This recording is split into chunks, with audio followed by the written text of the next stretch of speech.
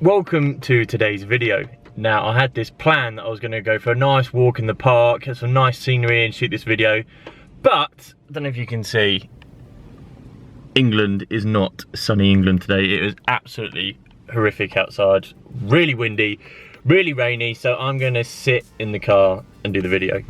Not as entertaining, but hey ho. So today I'm going to talk about intermittent fasting. I've had a few people speak to me about it, want to know a few questions, want to have a few questions answered. But before I get into it though, if you're looking at this mug and you think, that's a bit of me, then please hit the subscribe button, hit the like button, leave a comment saying, that's a bit of me. If not, you can just go and watch somebody else's video really. But, you know, I'd appreciate if you did subscribe. It would be fantastic. Anyway, intermittent fasting, or as it used to be called, skipping breakfast. Is it any good? Should you do it? So what I'm going to do is I'm going to give my view on it and where I think it can be useful and where I think it won't be useful. I've made a list on my phone of the things that I think we need to cover, and I'm going to start with why you would do it in the first place. And to answer that, you need to know what you're trying to do. So whether you're trying to build muscle or whether you're trying to burn fat. There are obviously other reasons why you might do intermittent fasting, but those are the reasons that I'm going to talk about today. So should you consider it or do it when you're trying to build muscle? I personally think no, because in order to build muscle, you need to have a constant supply of protein, and you need to have a high amount of calories in order to build muscle, you know, repair cells and grow. And cutting out meals in the day is gonna make it much harder. And as I say, you need to have a constant supply of protein. You need muscle protein synthesis to happen, which means that you need to have protein constantly, and therefore it's not going to be the best thing, I don't think, for building muscle. With that being said, if you're looking to burn fat, I do think it can have its benefits and it can work. Now, the principle still applies in that you need to have a constant supply of protein in order to keep hold of your muscle tissue when you're in a calorie deficit.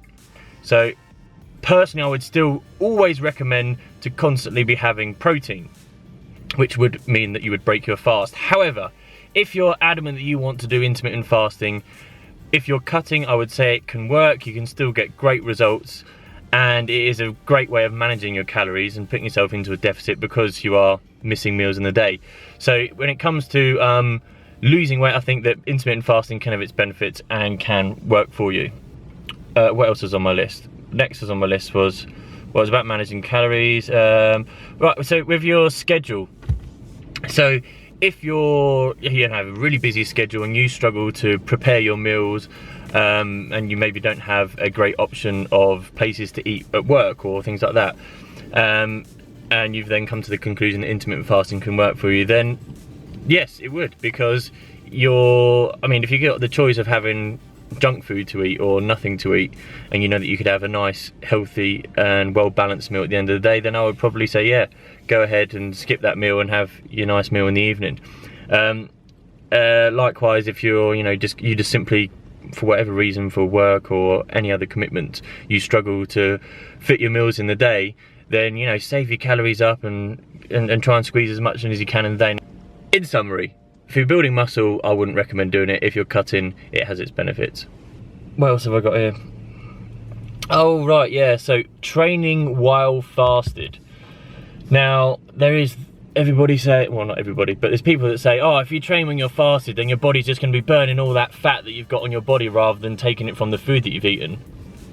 I mean, there is some logic in that, but it's not true.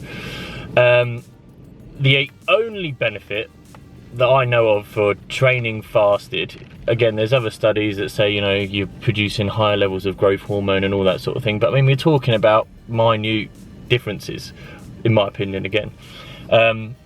So I would say the only benefit is the fact that you're gonna feel lighter on your feet and not feel sick or get indigestion or anything like that when you're training. I personally like to have a meal like an hour before I train, so it's kind of not sat on my stomach and I don't feel, you know, I won't feel sick or bloated or anything when I'm training.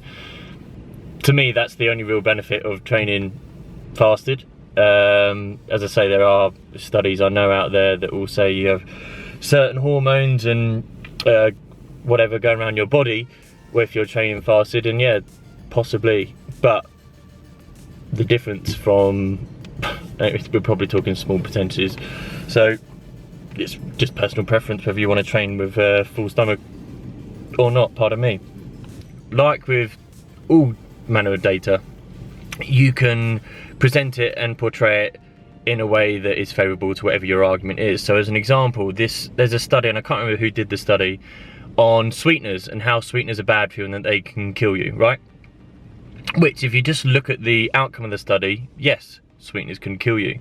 However, when you dive into the study, you'll see that the study was only ever done on rats, and the dosage they gave to the rats would be the equivalent of giving a human 2,000 or over 2,000 cans of Diet Coke a day. Now, you'd probably die from other things before the sweetener got you when that happened, but yes, you're right, the outcome is you could die from sweeteners, but the amount you'd have to have in order for it to kill you would be ridiculous and not even possible. So when you hear studies and you are interested in them, I would encourage you to go and have a look for yourselves and have a read through them and come to your own conclusion, rather than just taking advice from other people and what they say is gospel on it, because as I say, you can portray data for it to favour any argument, really. I think I covered most of the questions, really. Waffled as per usual. Yeah, I'm probably going to watch this footage back, because sometimes I'll make a video and I'll be like, God, that was boring. This could be one of them. So if I leave this bit in, then you'll know that I thought, actually, no, it is worth leaving in and it's not that boring.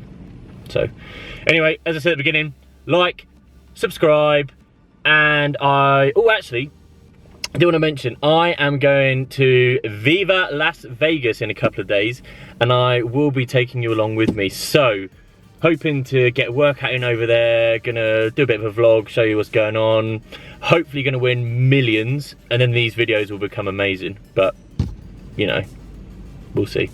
Anyway, see you next one, bye.